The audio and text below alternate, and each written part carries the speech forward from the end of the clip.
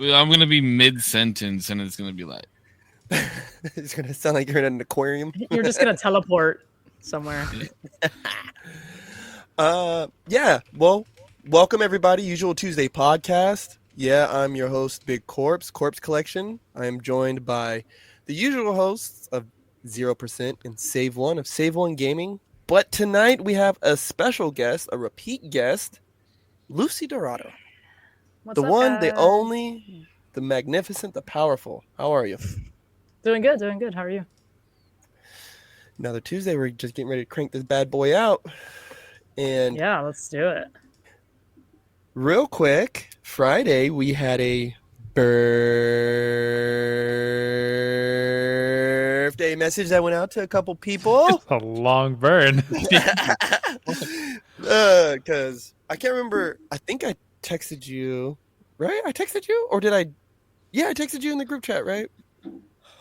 I think so. You messaged me on two different. You messaged me twice Oh, good. or something, or you like posted on my Facebook. I think. But happy birthday to Save, Something. my Yeah. boy. My boy. How was your trip? Birthday. Yep. Had a whole trip. My trip was good, man. It was nice. You know, as an adult, you just want to get away, and I spent like Sunday pretty much in bed until 3 p.m. It was awesome. Nice. That's the life. Oh, I got to be a nerd. I got to spend a lot of money. That's always fun. And no, it wasn't actually. Wow. I didn't realize how much money I was going to spend, and I wish I would have had more to spend more money. Yeah. But now I know for next time, like take triple of what I took this time. So Damn. Triple. Triple, yeah. What the hell are you doing? I thought I you were spent laying like- in bed.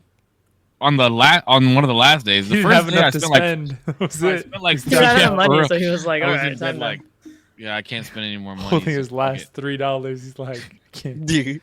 Dude, that's about I to spent be like me. $500 the first day, bro. It was crazy. Damn. That's about to Good be me in Lord. Japan, dude. I'm gonna be calling my mom. Help! I'm stuck. Just kidding. But it was good. It Mom was send good. I help. enjoyed my birthday, so I appreciate you guys I appreciate everybody that said happy birthday. It was a good time. Nice. My I'm glad. man. I know. I called him and he was like, "Bro, I dead ass can't hear you. Let me call you later." And it You're like, was wow, cool. you're old and deaf now. No. I couldn't hear. I couldn't I hear was because I like- was in a convention full of hundreds and thousands of people. I was like, "Save, put in that hearing aid I sent you. They'll come in handy. Now you're 63." He's 200 years old, dude. Come on, you need it. No, but Wow. I'm glad. It looked like fun. Glad you had fun. It was fun. It was fun. It was fun. That's cool. So Lucy, how has life been? What's up? Fill us in since the last time we've talked. Dang, so much has happened. I don't even know really where to start. I mean, what? I definitely wanted to ask about all the new like DJ spots you've been doing. You've been like on a really hot roll with that lately. Yeah, it's really crazy actually how how me ready to like emerge out of DJing in my room basically just kind of like timed perfectly with things that people were doing. So, you know, I lived in Los Angeles when I was like 25 probably, and I got the opportunity back then, and I was kind of doing the same thing where I was kind of like doing my own, you know, practicing DJing right on my own and kind of getting better slowly just on my free time. So nobody knew that I was like had any experience DJing, but all of my friends ran all the events. And my friends were desperate one day and they're like, hey, we're throwing a bunch of these girl parties and we need someone to fill an hour. And they were stressing. And I was like, oh, well, you know, if you guys, you know, don't find anyone, I'm down to do the hour. Like it's an hour, you know what I mean? No big deal. So they're like, what? Are you serious? And like, they're like, dude, yeah, like, why didn't you tell us? And I'm like, because I kind of wasn't like ready, I thought in my skill set to like tell anyone, you know what I mean? Mhm. And they kind of let me do my like debut, quote unquote, but it was very low key, like, you know, out in Hollywood during one of their events. And, you know, I mean, you're really just playing fucking bangers, you know? And if you know what's a play and the people, sometimes, you know, you can kind of get away with sucking a little bit, you know? Because obviously I wasn't the greatest, right? This is like very beginner. But I'm appreciative for that opportunity because I kind of started getting back into it. And this kind of started last year as me having the vision for wanting to do it here on island. I already have all the connections, but if you don't have the skill, you don't develop the skill, and nobody's going to want to take a risk, with you. So luckily I've had a few opportunities where I've been able to DJ out in the open for people to see, and it's been nothing but good feedback. So the opportunities don't stop, and I'm stoked.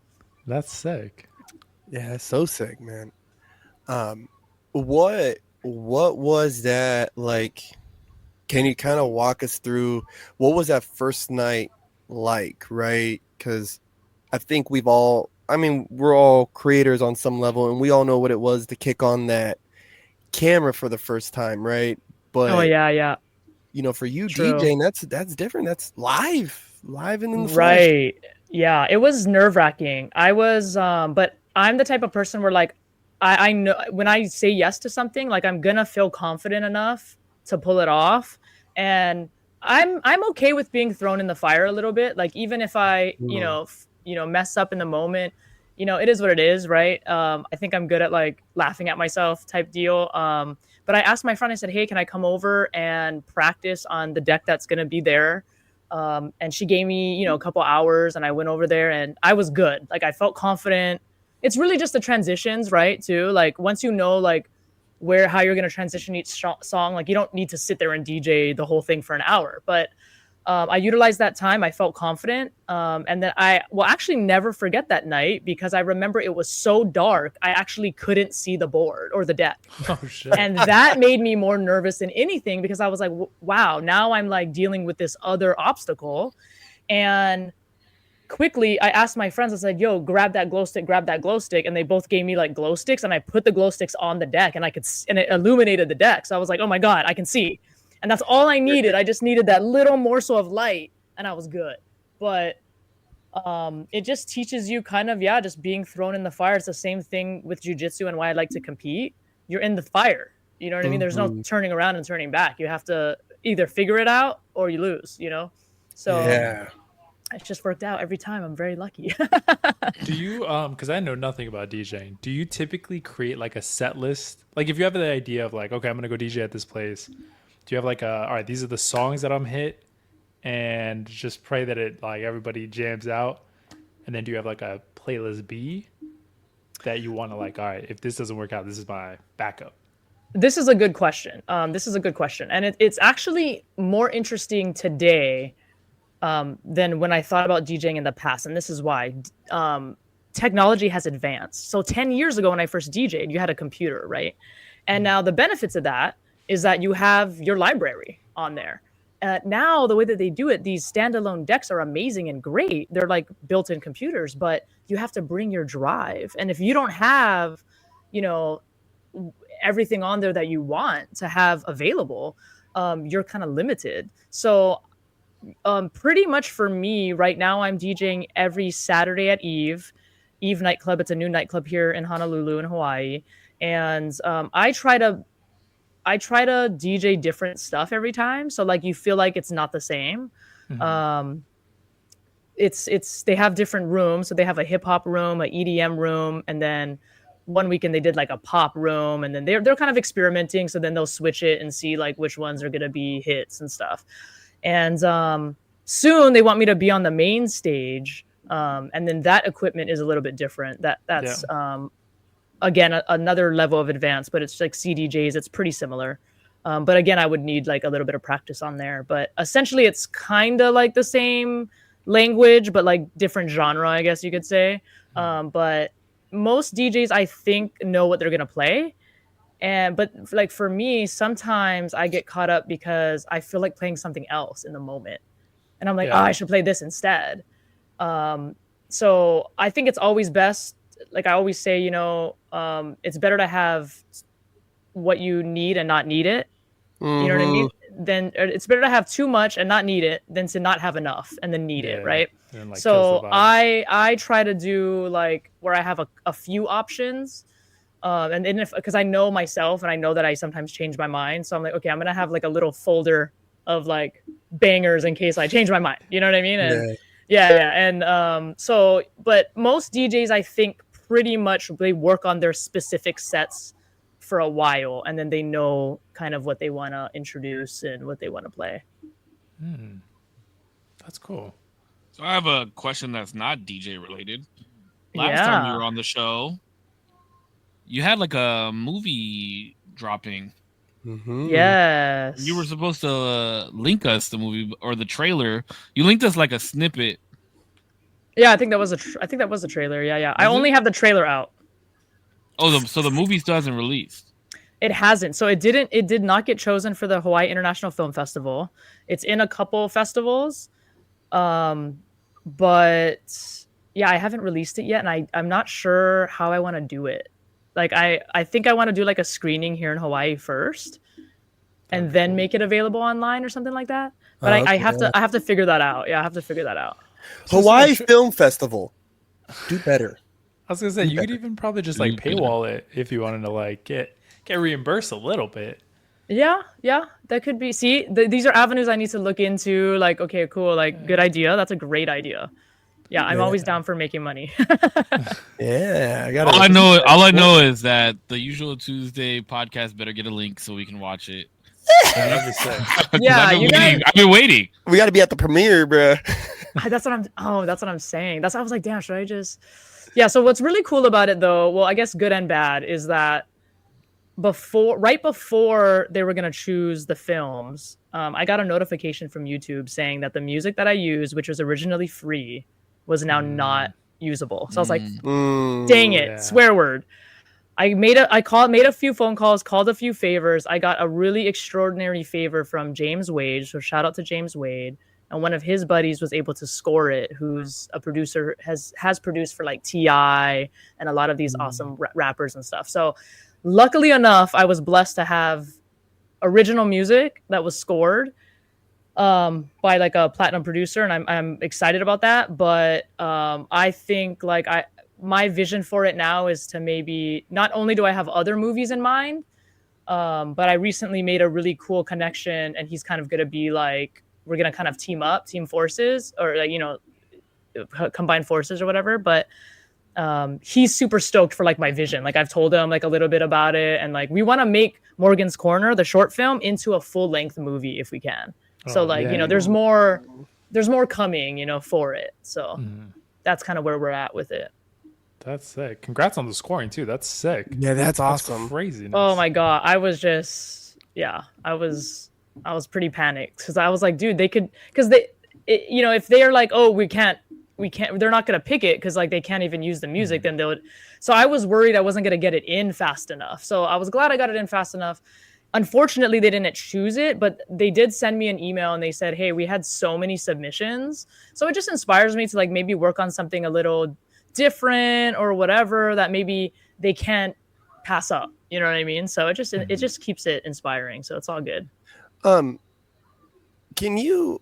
So one thing I think that's pretty cool that you've talked about so far is I find it cool how with like DJing, you felt unprepared, right? Like, well, I don't want to say unprepared, but like maybe not as trained enough, right? Like that kind of type of lack of preparation, but you got in the moment, you're like, you know what, fuck it, I'm about to do it, right?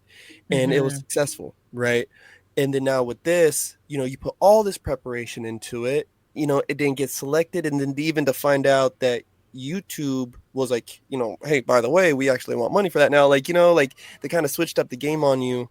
So is there anything that you could take from that you could relay to somebody, like your preparedness and I guess like shifting and pivoting when you need to? Yeah. So in the military, we call it adapt and overcome, right? So I mean, I'm not in the military anymore, but that's one of the lessons I really like, and you can use it in all facets of life, is adapt and you overcome whatever the obstacle is. And in LA, I had an opportunity to kind of have my friends back in a time where they just need someone to fill the hour, and they don't care, you know what I mean? Play whatever, like they could give a shit if I'm good or not. They need it desperately, more. But for me, it also gives me kind of experience in that moment. So I don't want to pass up an opportunity like that, even if I haven't gotten, 1,000 hours to practice, that's the practice right there, is really in real life. And so, yeah, I don't like to say no to opportunities. I would rather just do it and fail. Like I'm okay with failing. And something like that, like the movie where you put all this thought and process and planning, I think, my ultimate goal was to get it done. And I'm more proud that it's finished than any type of recognition anyone can give me for it. Like, I'm proud of myself enough that it doesn't matter if it wins anything. It doesn't matter if it's in a film festival. I mean, that stuff's cool, but like, that's not really the point of why I made it. I mean, yeah, I wanted to go out there and learn the story, but it's a completely made up story anyway. So it's not like you're going to hear this like impactful sustainability story and like, oh my God, I got to save the seals. It's not like that. But, maybe that could give me a thought like, oh, maybe I should make a movie now that has some sort of interesting theme where people don't want to ignore it or something. Because those are popular, but I also want to keep my creative stuff true to me. And what I wanted to create was a horror movie based on that story. So, hey, it's completed. I'm stoked about it. The people that were participated in it, I think we had such a cool, amazing opportunity, and just the way everything flowed together. And everyone just showed up and like acted. And I was like, yo, I must have picked really great people. So it makes me excited and inspired for the next thing, because it pushes me. If anything, it's going to push me to make something better. You know what I mean? So yeah, I'm totally fine with failing. I fail all the time, and I wouldn't have as many gold medals as I have if I didn't show up to fail. Right. And so it's really about showing up and doing it. That was a good flex. I like the subtle but effective. Subtle but very effective. But it's true. Somebody asked me that on another podcast. I'm like, dude, to be a champion, you have to be an expert at losing. That's what it is. Yes. Because it's losing and then getting all the notes and gathering the notes and then adjusting for next time. Because if you didn't perform well, there's reasons you didn't perform well. Right? It's like even in combat sports too, right? Like, you might not be losing to this other gym, but you should be getting your ass handed to you at practice, right? Yes. Like that's where all the failures should be happening, type of stuff. Yeah, I get that. I 100% get that. Yeah.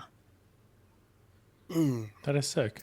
That is really I mean, cool. I just, my thought process is that like, I'm aiming for the moon and I'll land on a star if I don't make it. You know what I mean? Like, I'm going to keep, like, no one's going to tell me that, oh, you can't never do that and you can't never do that. Like, I've had people tell me that already for so long that clearly that's not true, because I've done so many things in my life that people told me I could never do. So for me, and I'm always an advocate for encouraging people to do whatever they want to accomplish. And I'll never sit here and tell someone, oh, you could never do that. Right. Because I don't know what they're capable of. And that's really just also not my place. But I love to inspire people to do whatever it is. And at the end of the day, it just takes practice. Like, if you want to be a professional DJ, it takes practice. It takes hours. If you want to be a champion at triathlons, you have to take hours of training in triathlons. Like, it's not just going to happen overnight. I like that. Now, I know at one point too, you were like pretty active, like with the Spartan races, if I remember correctly, and doing other like type of, I don't want to say Ironman, but like endurance races and stuff like that. Are you still participating actively in that arena? Yeah, so actually, I was training for the Spartan race this year, which I was supposed to do in August. And I had so many things going on the same Saturday that I was like, oh my God, I said yes to too many things. And actually, there's a lesson in that too, because it's funny because like the Spartan race became at the bottom of the totem pole because I did it before. So like my friend's like, oh, you got to do this and you got to do that. And then I sat there and I asked myself, what would truly make me happy to accomplish this weekend? And now I already did the Spartan race before. So I was like, honestly, like, I'm not pressed if I missed it, even though I was very disappointed. But the truth of the matter is I wouldn't have gotten enough sleep so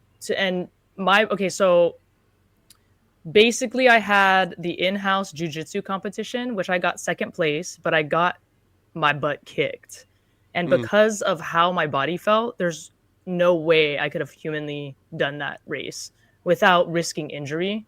So I chose not to do it because I have nothing to prove, right? I've done it already. I've done well on it.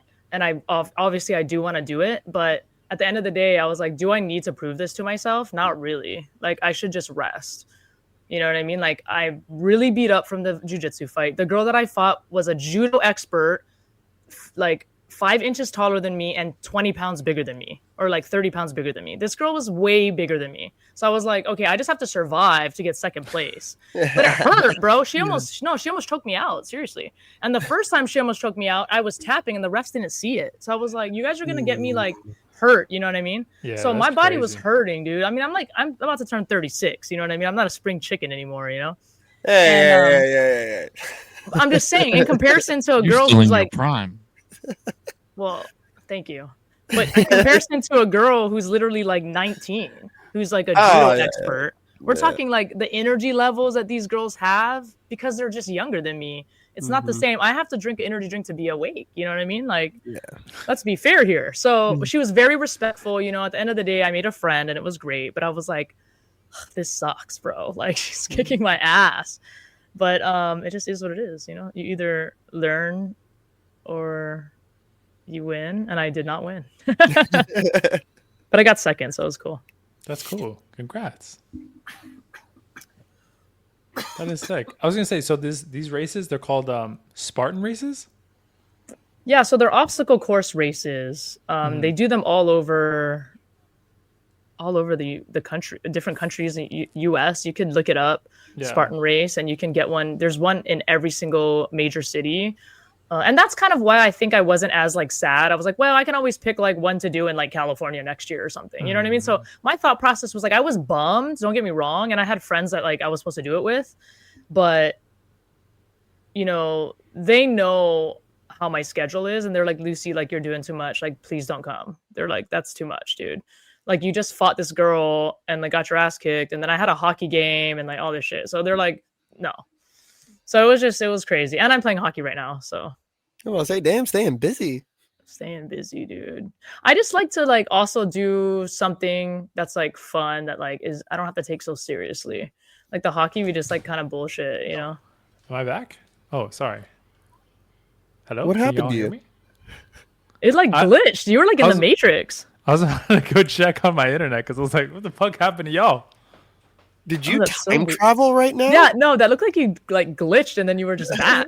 That was weird. Here I am. You know I'm what's back funny from the is future. it's funny because you have like static noise in the back that I always hear, and when you mute, I can tell when you mute because goes away. I don't hear it anymore. I noticed And that right now too. And it went away, and I like looked down and I didn't realize like you weren't muted, I was like, Yeah. but I couldn't tell that you were frozen.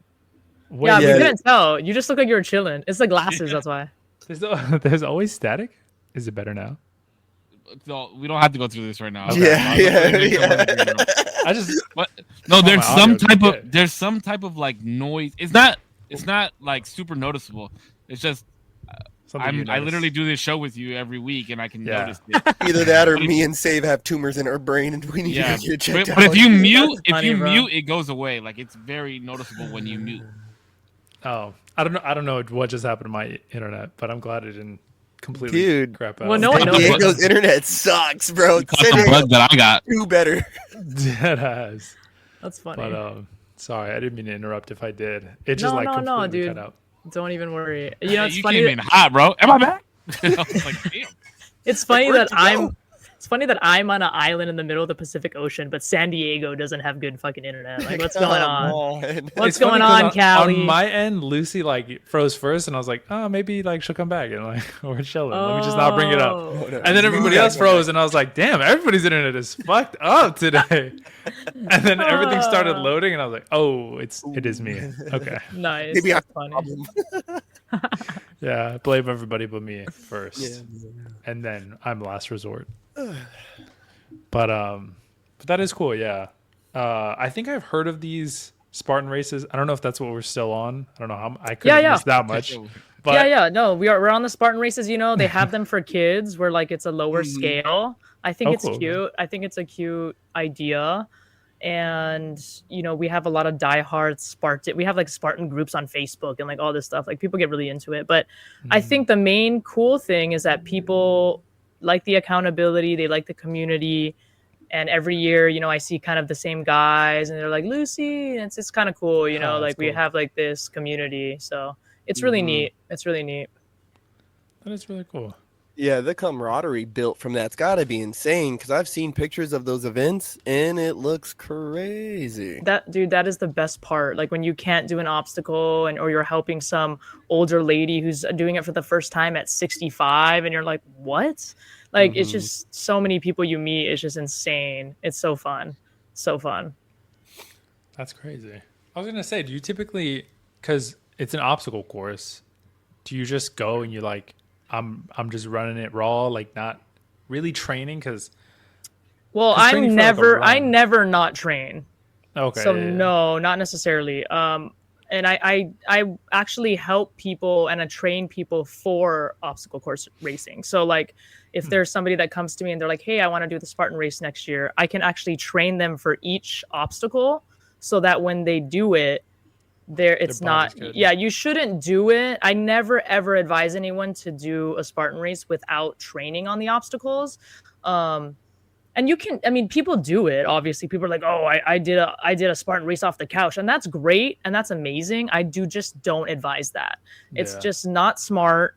It can be really hot here in Hawaii, and you know, every other place has their different climate challenges as well, and you need to know how to train for something like this because you have to be prepared. You have to bring water, you have to bring gels in case you get hungry, things like that, depending on how far the race is.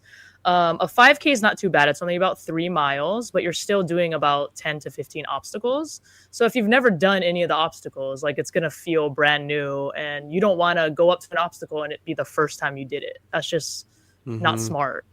Yeah. You know what I mean? You want to go up to each obstacle and know exactly what you're going to do. And then you know, I tell people the way that I run obstacle course races, because I've done them for so long, is now I'm strategic and I know which obstacles I'm really good at that I'll blow past, and then obstacles that will take me longer. And that's how I cut my time down. And then people stop at like the water stations. But in my experience, a lot of the times they have issues with water stations and like the banana stations. So that's why I started bringing my own stuff. Because now it's so popular that they'll run out of bananas or they'll run out of water. But they usually have like a big tank, but like a lot of the times they'll have like little cups. And then if they don't have any cups, you have nothing to grab and you're trying to go fast, depending on how you're trying to do it. But one thing I never do is I never stop at any of the places that have water, except for when my Camelback is completely empty. That's the only time I stop. Using the bathroom, everything else, I don't stop. I just run the whole race. Yeah. Oh, I thought you were gonna say like I just use the bathroom. I just pee while I run. I don't think I've had to do that, just because like I think I might have used the bathroom on the Beast once, like because they have porta potties. And I'm pretty quick, so I wouldn't like pee on myself. That's a little extreme. Like I'm not gonna do all that. You know, it's just because it's not like a marathon. You know what I mean? It's like that's a little silly. Marathon levels where it's like really like 23 miles. Yeah, right, and you know really it's all about how serious you're gonna take it. I'm not gonna like take it so serious, or I'm not just gonna like take 30 seconds to go to the porta potty. That's fine. I'll dock the 30 seconds. Like whoop-de-doo, right? That's not a big deal. I think I definitely probably used the bathroom once because I was drinking so much water. I was probably only one time, like the whole race, because you're just like burning it up, you know, and sweating. But it's just such a good mental training exercise for yourself, and to really just see what your body is capable of doing. Like that's why when people do it and they tell me they did do it off the couch, I say, well, how was it? And they're like, I wish I trained. And I always hear that. I always hear that they wish they trained, because it sucks more when you don't train, because your body's adapting to stuff you've never done and you don't do. And your body can do it, because whatever you tell your body to do, your mind is stronger than your body, and your body will do it. But some people are weak as hell, and some people are weak as hell up here. So they'll give up before their body even gives up. And that's just true. I would imagine people might even get more enthusiastic or like more motivated to do stuff. In that sense of like, I didn't even study for this test and I got like a B. Imagine if I like, that's actually what happened to my friend. My friend off the couch did a marathon race and actually did pretty well. Like it's great. I mean, he's pretty in shape, but he never did one before. And I was like, whoa, that's crazy. And now he like is more regimented. Now Yeah, he's yeah, like, oh, yeah. like now he's like, I think he's actually doing the Boston Marathon now because like that's how good he That's got. sick. Yeah. So it did motivate him. He was like, oh my God, my body is capable. Like now I need to train. So, Yeah. but yeah, I to think do it- training is better. Should always train for stuff, I think. Yeah, because then you could really like see what your limitations are. Aside from like, oh, can I just get up and do something? That's one thing, and then being able to like, I wonder how fast and how hard and how crazy I could do this thing. That's a whole different question. Yeah, I just think, why risk injury and all that permanently if you can just train for like a Yeah. month or a couple months and then do it and then you're giving it your best shot. You know what I mean? No, It's yeah, kind of that's like half-assing it, like if you're just gonna do it. no, yeah. That second question is always like in more of the regards of like how far can I push my body in training and like really pushing myself without hurting myself. In doing this thing, whether that be a marathon or anything else you want to do. And it's really cool. Yeah, have you ever done a race? Yeah, I did a 10K this year. I did a 5K last year. Nice, I want nice. to do. There we go. Yeah, I want to do a half, a full. I think that'd be it. I don't know if I want to do any triathlons, but that would be cool too. I think I'm more into the triathlon route Yeah. than doing a marathon. I don't think I'm interested in doing a marathon. It's just too much running for too long. I always tell people, and it's kind of a joke, but mostly serious. If I did do a marathon, I would need a break in between so I could eat a whole medium pizza. Like I feel like that's fair. I was gonna say you just wouldn't finish the other half. A whole pizza would be crazy on the second leg of the marathon. Or maybe like 4 slices because I would burn That's more up. The thing doable. is, I have nothing to burn. So I'm gonna get starving after about 12 miles. I'm hungry. Yeah. I'm hungry. Oof, I'm getting hungry just even hearing that right now, man. That's crazy. 12 miles. That's so insane. It's Yeah. It does Yeah. go wild. I've never ran 10 miles fully, not let alone like 13 or anything like that. But I think the most I did was that 10K, the 6 miles, yeah. and that was ridiculously fun. You're Just- pretty much there. Yeah, 10K. Yeah. You're pretty close. You Yeah, could, just gotta circle back. Just do it again. Just one more time. Yeah, and then I'll be there. Yeah, I really do want to train up to that. My goal right now is just to get faster, and then eventually, with more endurance as well. But I really do want to start hitting I do 3 miles every other day-ish, and I would like to be in a place where I can do 3 miles at 8-minute pace per mile without really dropping off. That's pretty quick for me. Yeah, that's good. That's good. Yeah, I'm training right now. I was gonna train for another jiu-jitsu fight, but I kind of hurt my wrist. So I think, and I'm doing a UFC gym competition on the 11th. So I'm just training for that. And luckily enough, the things they're gonna have us do are pretty easy. Like it's like jump roping and like stuff like that.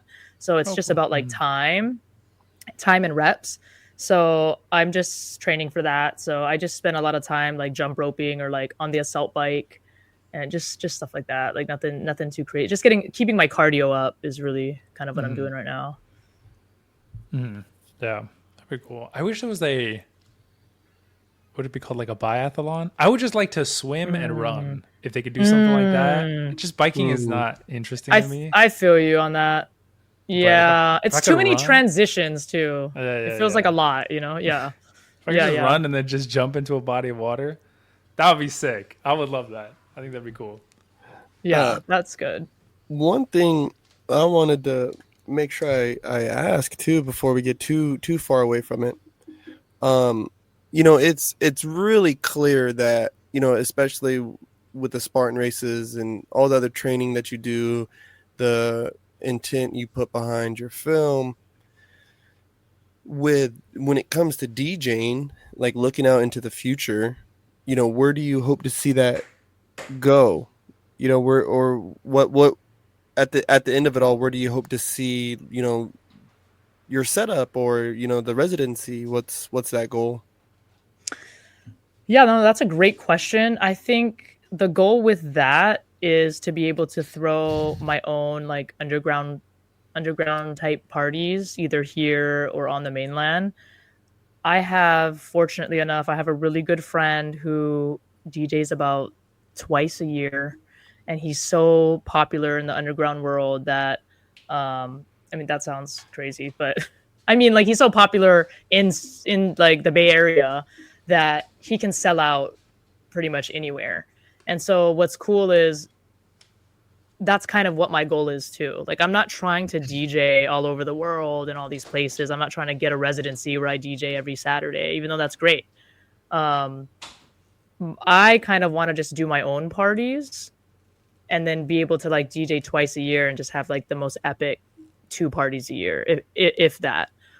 It's really cool right now that Eden Entertainment, that they're one of the biggest like lesbian parties and all over the place. So Palm Springs, San Diego, San Francisco, Honolulu. They just asked me to run their Honolulu party that's on the 18th. So I'm super excited about that because even just getting in with them on that level is really cool and kind of what I was doing when I lived in San Francisco. So it's interesting that now it's kind of like come full circle again. And I think ultimately I actually like throwing the parties more, but it helps that I have these other skills. So when the DJs do need help with stuff, I can. My roommate just got back. It's all good. So my dogs are kind of wild. All right. I thought it was Sage dogs there for a second. I was like, hey, yo. Him, come on now.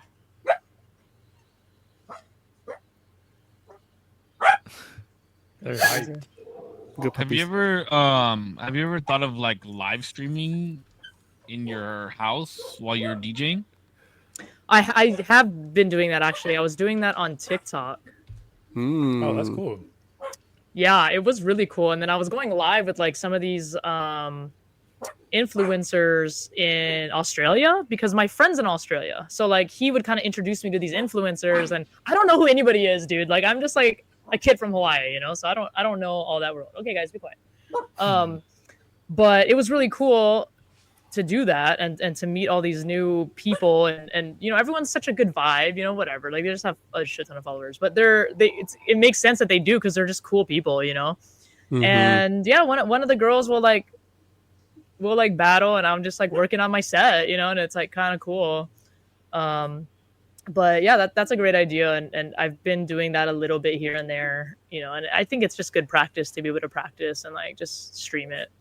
Yeah, I had a buddy who was a DJ, and I told him the same thing, and he wound up getting like hundreds of viewers, and he realized that like people would put on his live stream to listen to music in the background. Yeah, that makes sense. Did they cut out? Did I cut out? A little bit. We did get the whole thing, but it is cutting out a little bit.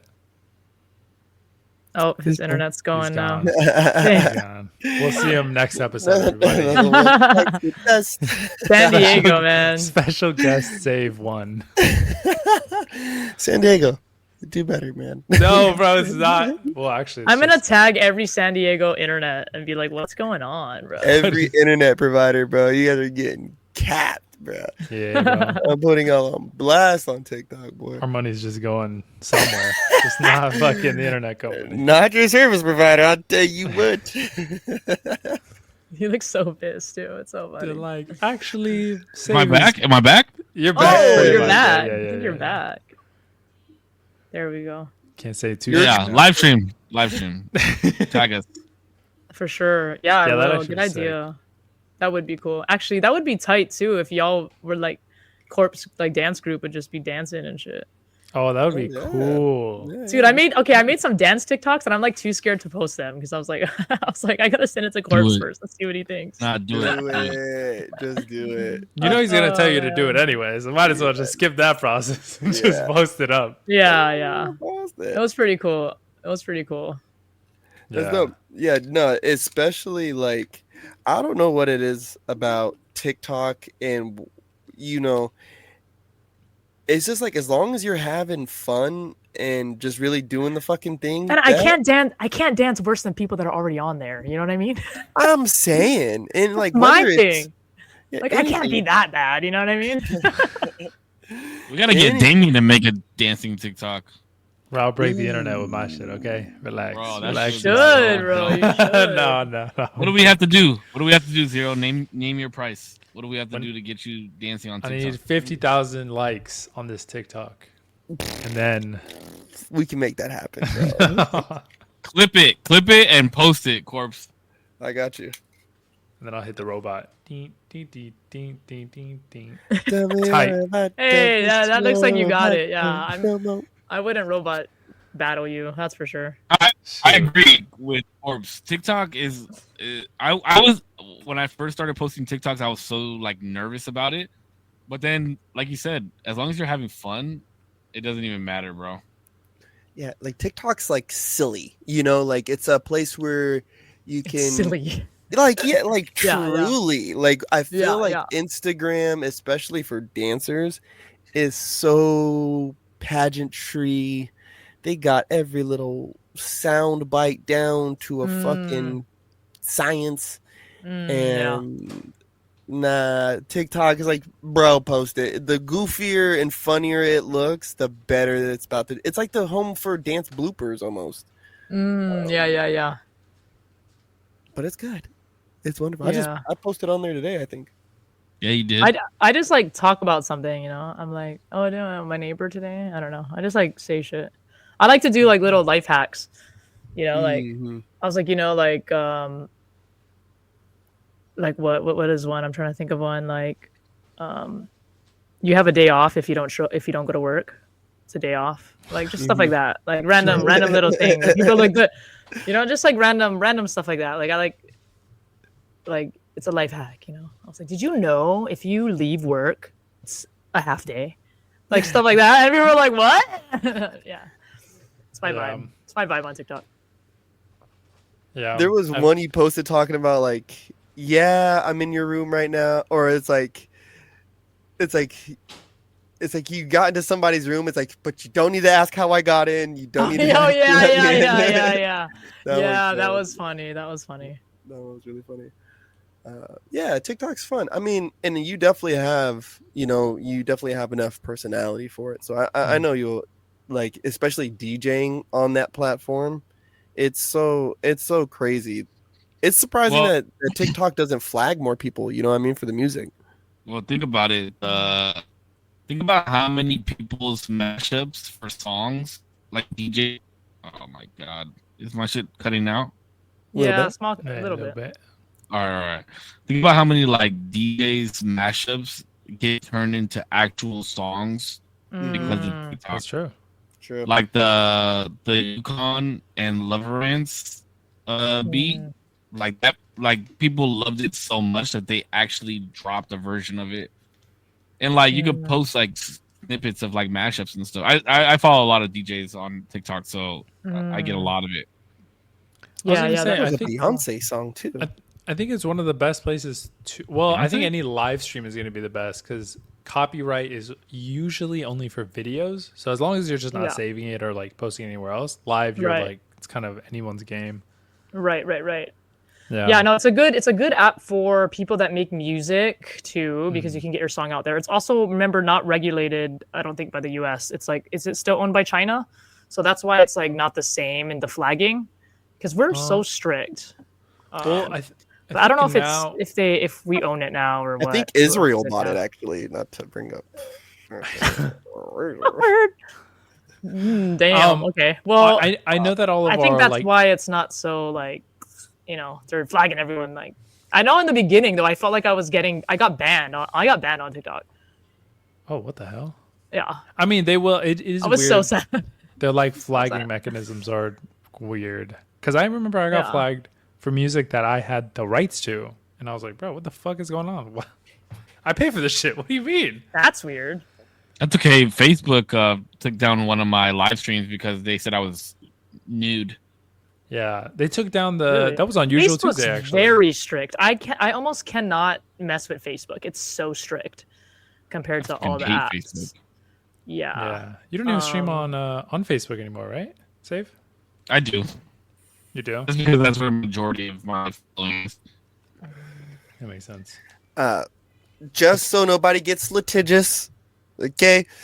TikTok was owned by the Chinese company ByteDance, but a recent agreement in September of 2025 will result in a sale to American investors, including Oracle, Silver Lake, and other like Rupert Murdoch's News Corp. Under this deal, Wow. ByteDance will retain a minority, less than 20% stake in the new US-based entity, with the majority of ownership and control shifting to American companies. So I apologize Interesting. for that misinformation. Don't flag this. Well, we know Yeah. now. You can always edit that out. Damn, he's all he the way gone. He gone. teleported.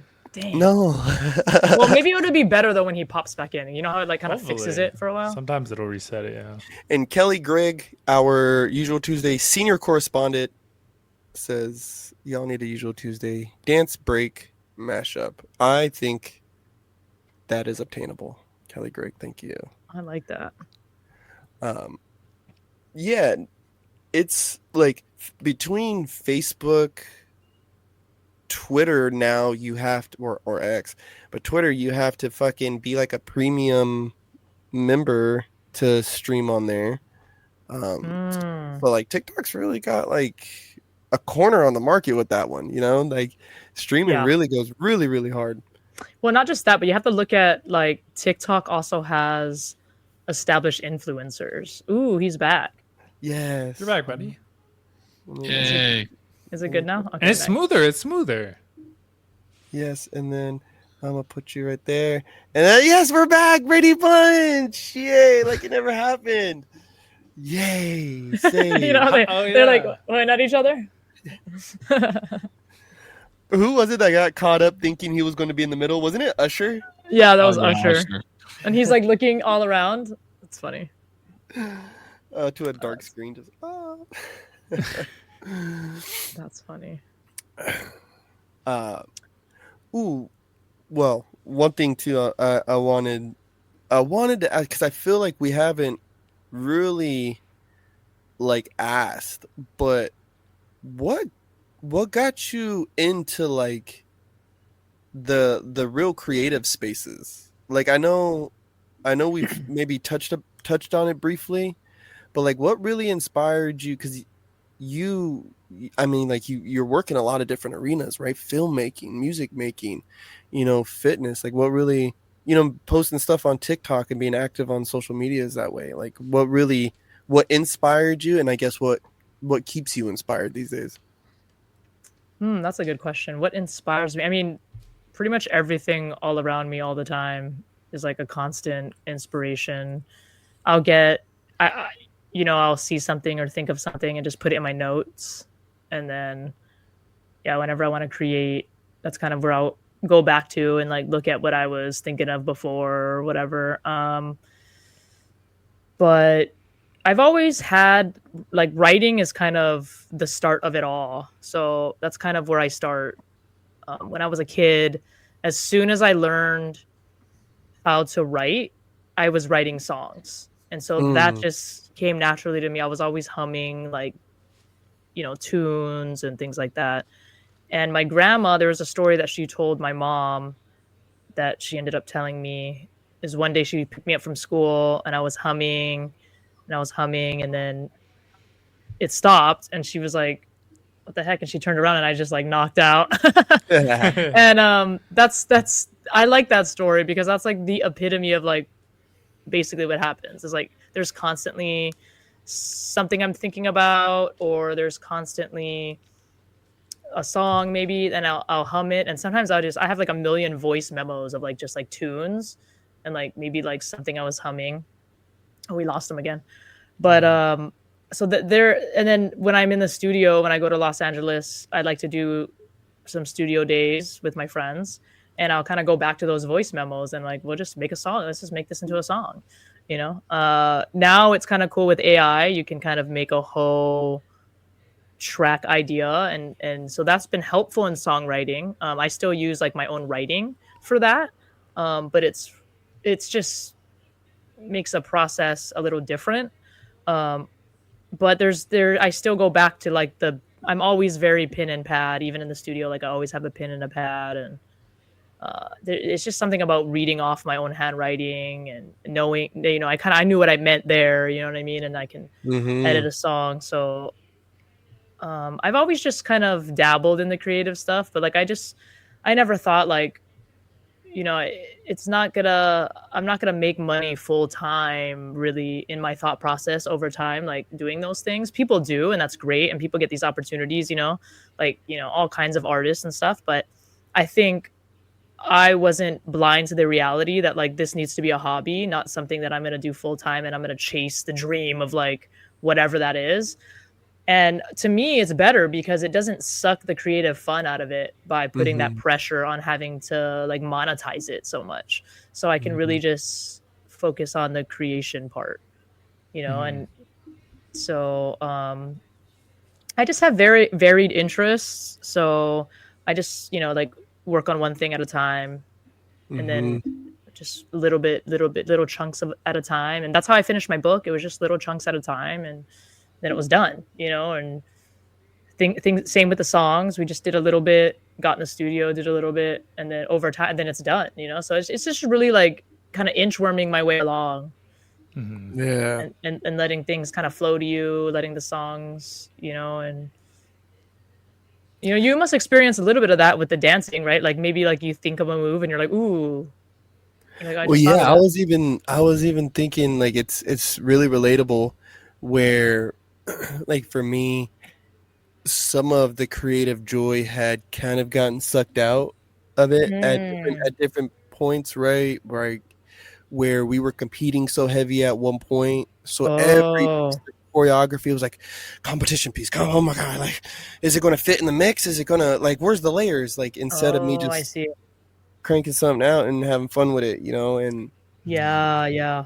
even battles, there was minutes where I was battling, every week, and after a while you're like, bro, I just want to watch. Like even if I took like a month, 2 months, 3 months from the session, like there was even that weird anxiety of like, yo, if I go, like, are they going to make me dance? Are they going to make me battle? Like, fuck, I don't want to, and I started having to kind of find the joy in telling people no, finally. Be like, no, I'm not battling tonight, guys. Sorry. I'm just here to watch. Like, I really got comfortable saying that a lot more. But yeah, never really. I mean, there was moments I was living off my dance. And when you say it's mad relatable because it was like those were some of the times where I was like, fuck, this is like draining. Like, it can be draining almost.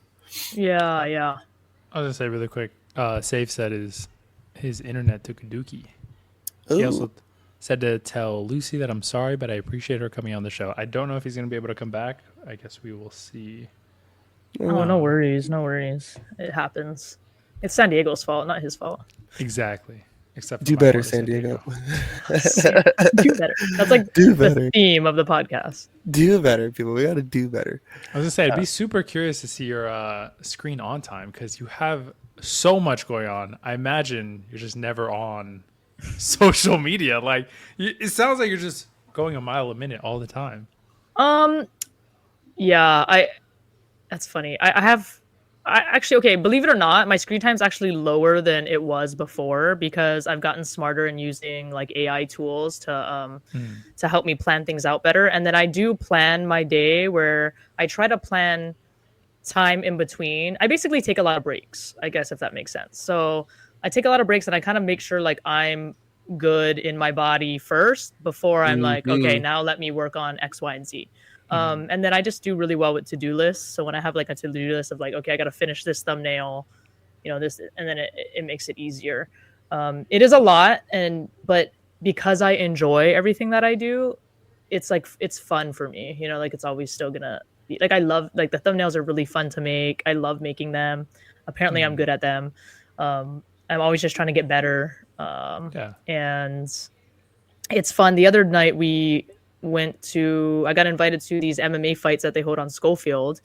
And because I do social media, they're like, dude, bring your podcast to the fights. And I was like, okay. So I had like a film guy there that helped me, my friend Colin, and we were just making content and it was so fun. We got to, dude, it was cool. I got to interview like some of the fighters before they fought and then they like won. And then I got to interview them again. It was so cool, man. Shit. And they want me to come back. And I was like, I'm down. I'm a fight fan. Like, this is fun for me. It's content. Like, So it was really cool. And then being able to translate the stuff I do online to in person, and then people can come and meet up with me and hang out in real life is just another and a more important element, obviously, like the in-person stuff. So the internet is good because I can stay connected, but I need to like always remember that like the in-person connection is the stuff that I really like and thrive the most. Being able to spend time with people one-to-one, at all these various things or whatever. So Yeah, that's dope because it seems as if the things you're doing right now in life, right, are like super on par with who you are, right? I kind of try to steer away from like aligned, right? That word aligned with who you are, but it's very on par with who you are. They're very realms that you enjoy to play around in, right? Because like like it seems like you kind of bounce, boom, I'm here, right here, fucking around a little bit, and then I'm over here a little bit, then I'm right here, and then I'm back over here, and then they called me, so let me come over here, and it feels like as if you don't have to switch hats, like you're being kind of really yourself. So yeah, like those in-person moments are going to feel genuine, because you're genuinely meeting people that like the same shit as you, and this is the stuff that you actually like doing, so that's cool. It's cool that you've found that like that lane to be in and thrive in. That's yeah, I really find it interesting that you don't want to use the word enlightenment, but or like aligned, but that's exactly what it is. Like I am so much more aligned to like the things in my life now than ever before. And I think something that was really holding me back was, and especially creatively, was being in the military and having that structure that you can't break away from the structure. The only time you break away from the structure is when you're not at work or on the weekends. And so that's when I did a lot of my creative stuff. And I just realized like that was sucking my soul in a different way, that I was like, oh man, like I almost don't have any creative energy to do creative stuff. I just have to like recoup my normal energy. So I definitely feel like I have curated my life now in a way that I'm much more in alignment to the stuff I want to do. And I can, work on podcasts for hours a day, or I could just like hang out all day, and there's definitely a couple days a week where I'll just like do nothing.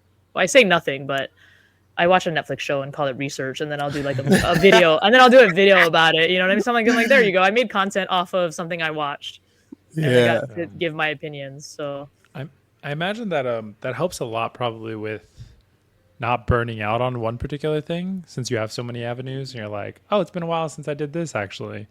Absolutely. Because you're off doing other things. That's probably a really, really good thing to have. See, and I feel like that's why I get, nowadays at least, I get scared with the word aligned, because it makes me feel as if I'm gonna like, if I labbed 4 hours today, then that means I got to be in the gym 4 hours, and then that means I got to do this 4 hours because I'm aligned, and I have to do all of it equally, like and I love how you were saying it right now, Lucy. Like, shit, I watch Netflix and call it research. It's like, dude, I got to get better about some of this stuff, because I stress myself out thinking to be aligned is to be like equally dedicated, equally, well, I don't want to say all things, but yeah, like equally distributed to all things at all times, versus I can be equally dedicated, but I'm gonna spend 8 hours on this and not 8 hours on this today, but tomorrow I'm gonna spend a few hours on this, right, and not the kind of ordeal. But it seems like you've got a very good balance, and we've argued about that word, Damien, with our other host. It keeps coming up. But balance, yes, balance is the right word for that. Balance and like schedule, healthy schedule for the way that you got your stuff worked out. So that's really dope. I think it's going to be good for people to listen to and hear from you. Yeah, I think I definitely have ADHD, so like to be able to like make a to-do list and like get it done does take a lot of focus. And like I will be sometimes in the middle of something, and then like, my phone's just constantly going off. And I'm like, oh my God. But, I just have to like, okay, let me just finish this 3 things, and then I'll make all those phone calls back. And so sometimes it can feel overwhelming, because then there's like a million phone calls, a million emails, and then it's like X, Y, and Z I got to finish. But luckily I'm very blessed with I don't want to talk about it too much online, but I'm very blessed with a job that allows me a little bit of time to also still be creative. And any downtime that I have, and because my friend asked me specifically, she's like, "What do you do on airplanes?" And I was like, "Well, I'm lucky because I can sleep on airplanes, but I use that time to be efficient."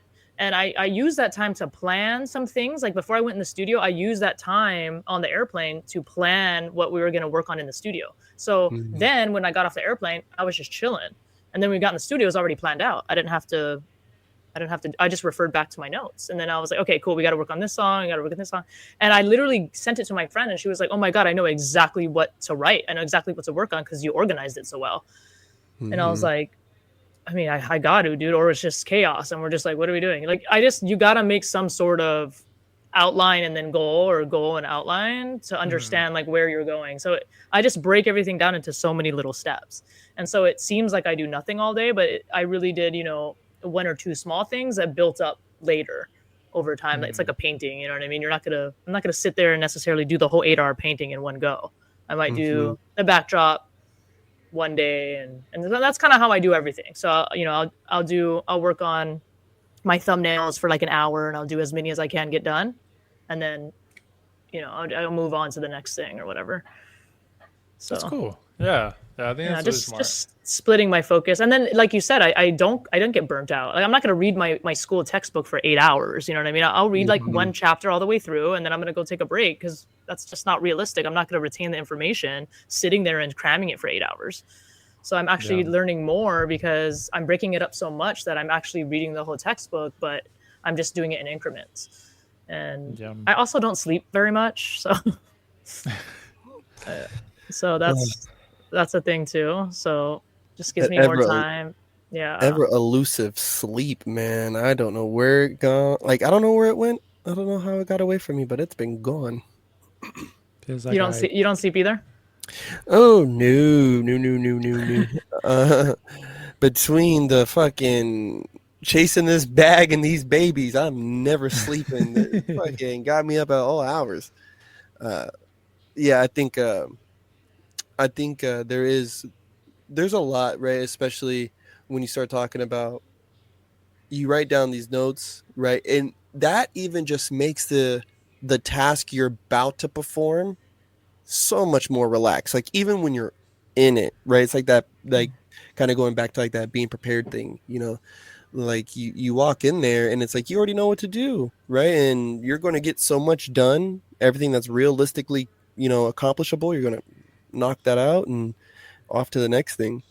And I think that's a big thing too when I speak to like other content creators and people who are like, oh, I'm just so stressed out about this, or I gotta post this, or that. It's like, doc, just take, some time, work on it a little bit, and then work on it some more tomorrow. And if you don't Yeah. like it when you post it, just fucking delete it and try again next time.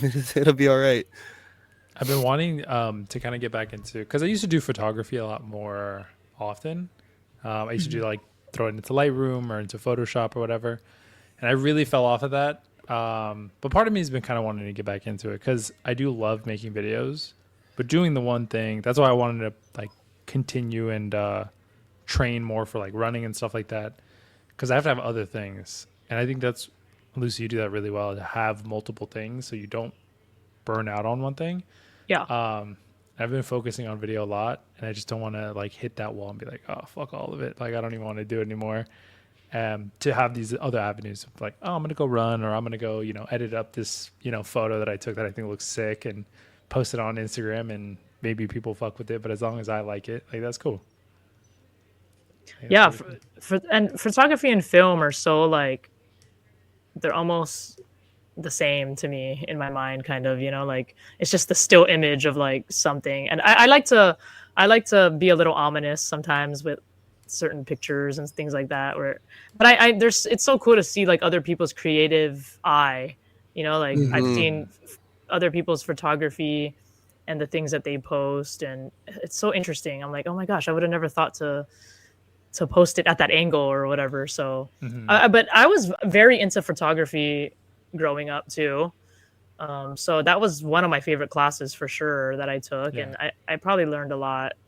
And I think it hopefully that helps with the whole film thing too, because I feel like I can see like really cool like places people can stand to like do certain scenes. But Mm-hmm.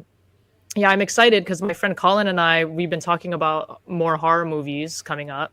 And I told him, I'm like, there's one day I want to just drive around with you at night and show you the creepy places I'm talking about. That would make perfect scenes for like these horror movies. So I'm excited for that because then he'll like see the vision more. You know what I mean? To be able to like, because in Hawaii, like Hawaii is beautiful and stuff. And I'm sure everyone sees like those classic photos of the daytime, but no one sees like the creepy stuff that we have over here. Like we have like creepy looking jungles. We have trees that like overhang, and then you're like driving down the freeway, and all the trees are just like over this. Like you almost feel like you're gonna be like Captured. yeah, it's like a tunnel of trees. It's like creepy. You're like, oh my god, this is scary at night.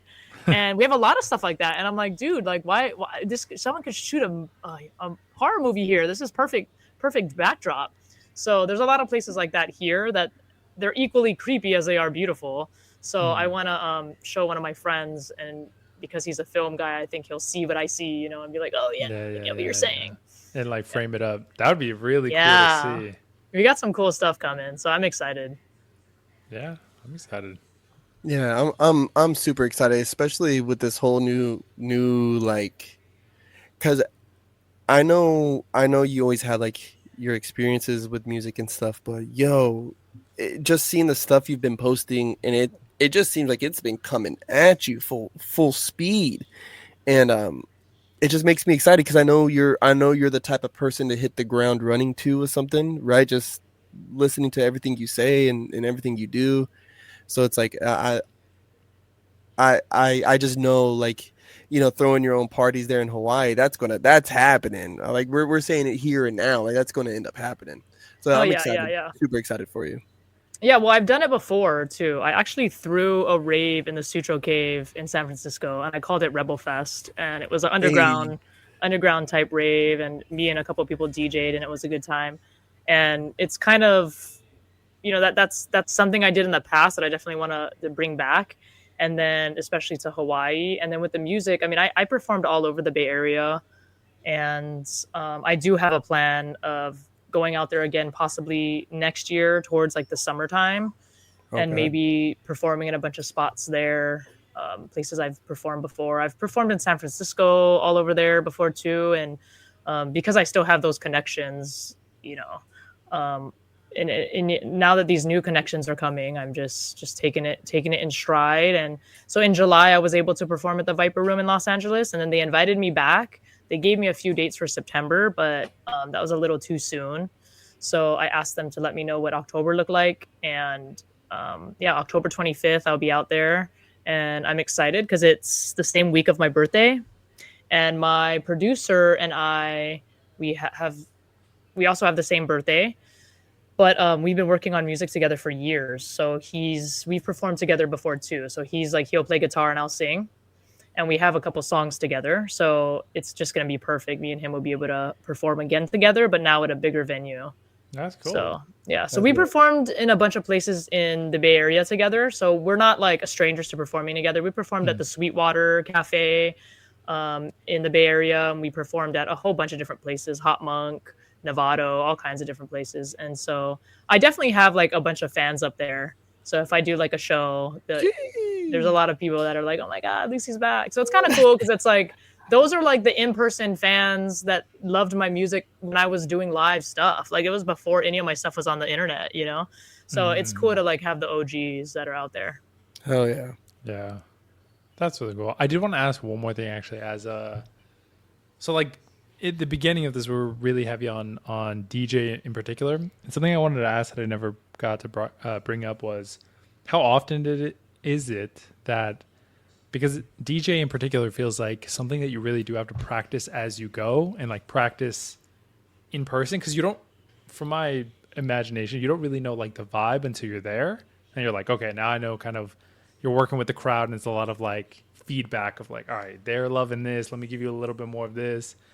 I was gonna say, how, especially early on, were you practicing, and then when you got kind of one of your first events where you're like, oh, this is way different than what I thought it was going to be, practicing more privately versus like in a live audience? Now you have to really understand that feedback. Yeah, no, that's a great question, but I was practicing a lot, and it's mostly it's kind of the same because you're practicing on like a screen. That's a deck, and it's just basically like buttons. It's all the same buttons, and then having to transfer it to like a live audience of people and responding is I was lucky that I was in that scene already, so I knew what kind of music everybody kind of was into, and I like to find like remixes of certain things, or like I'm very into like when I spin EDM, I'll always spin like a few dubstep in there because that I'm a lover of dubstep, so I'll always have a little bit of dubstep. I don't overdo it with the dubstep, but I will like I have my people that know that I'm gonna play a couple dubstep songs, so they're like stoked about that. So I normally like to spin EDM. At Eve nightclub, they've asked me to spin hip hop, and I've said yes because I did live in the Bay Area. I love hip hop. I love gangster rap, all that stuff. So I can spin that. That's easy. Always happy to do it, right? If you have the party. But being able to just translate it more to the physical deck, I think, is harder than reading the crowd. The crowd is easy. You play a song and you can tell if they're dancing to it or not. You know what I mean? It's their body language, or, you know, That's you play a cool, Cardi yeah. B song or a Sexy Red, you know, all the ratchet girls are going to come out, right? And like, you're like, yeah, the party's here. And the cool thing about that is those girls will dance and they don't care. They want to dance to this song. This is their song.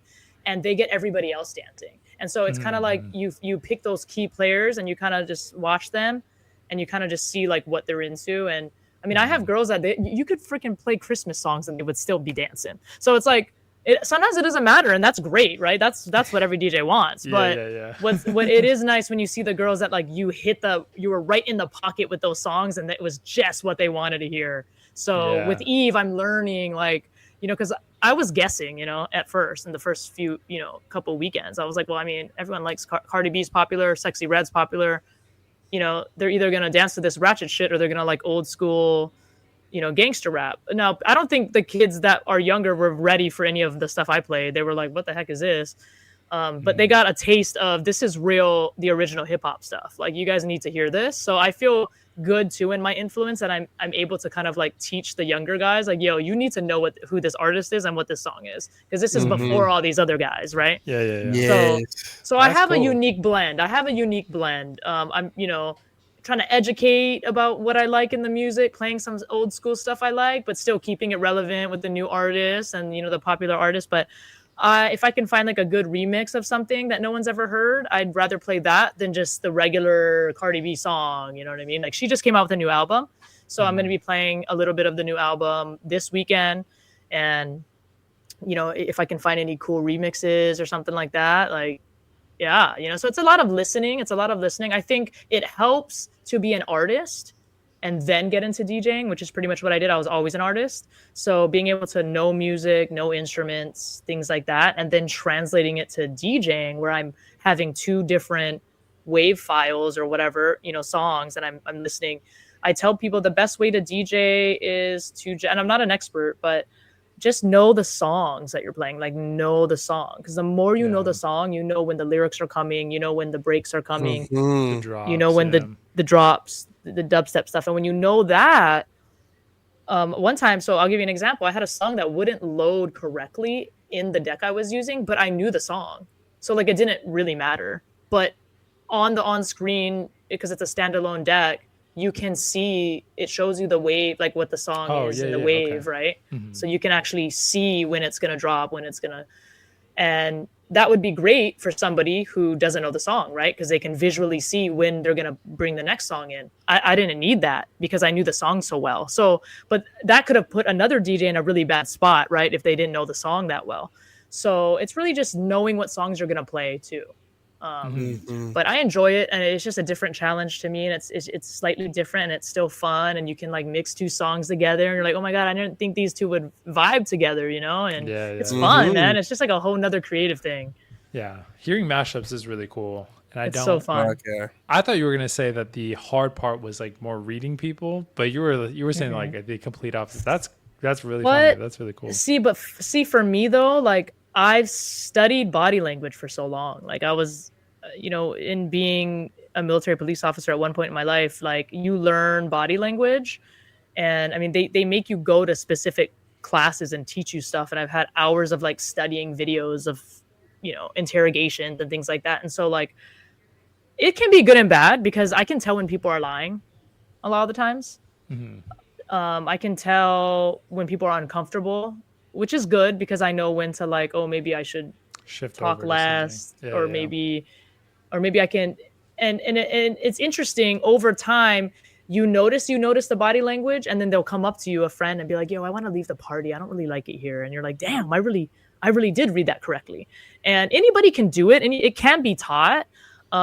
It's not an exact science with each person, obviously, Yeah. but generally, if you study body behavior and behavior, you can read people. And so for me, that's fun to do. It's easy to do though when it's like dancing, and people are dancing around having fun. They're either smiling or they're crying in the corner. You know what I mean? So it's like I'm Yeah. either doing something wrong, completely wrong, or I'm doing something right. So Yeah.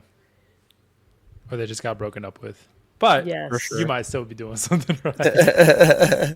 yes, That's cool though. That is really cool to hear and to see. Yeah. that's fun. Damo, did you have anything else before we call it a night, brother? No, I just want to say thank you. Thank you for coming on. Thank you Yeah, for thanks for taking the having time. me. Yeah, thanks for Yeah, having hold me on. on I again. got a round of applause here for Corny, I love it. no, but thank you. Yeah, thank you, Lisa, for coming back and running it one more time with us. Um, as always, is there any last closing words, shout outs you want to make before we wrap up? I mean, shout out to you guys. I love that I can just kind of update you guys a little bit here and there, and we can send funny memes and stuff. And yeah, I look forward to future podcasts and you coming on mine again, or Zero, if you want to come on mine, you're more than welcome. That'd I be would cool. love to. That'd be Yeah, really yeah. sick. That'd Yeah, be fun. we can even make it like some fun controversial topics or whatever. Whatever. We'll do Could it. be- Anything. Yeah, we'll we run should. into that. That'd be sick. Yeah. Alrighty. Zero, sign us out. Oh yeah.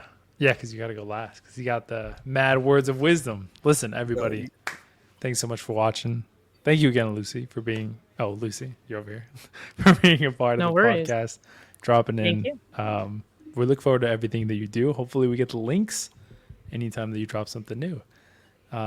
Again, thank you everybody for watching. Whether you're here for the playback or you're here live for a minute, an hour, or the whole thing, I appreciate you nonetheless.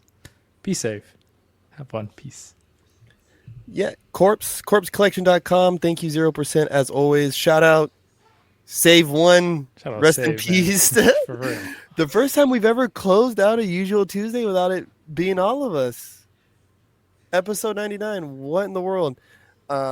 Lucy, thank you for coming on. Of course. Your hard work is inspirational. Yeah, it is motivating.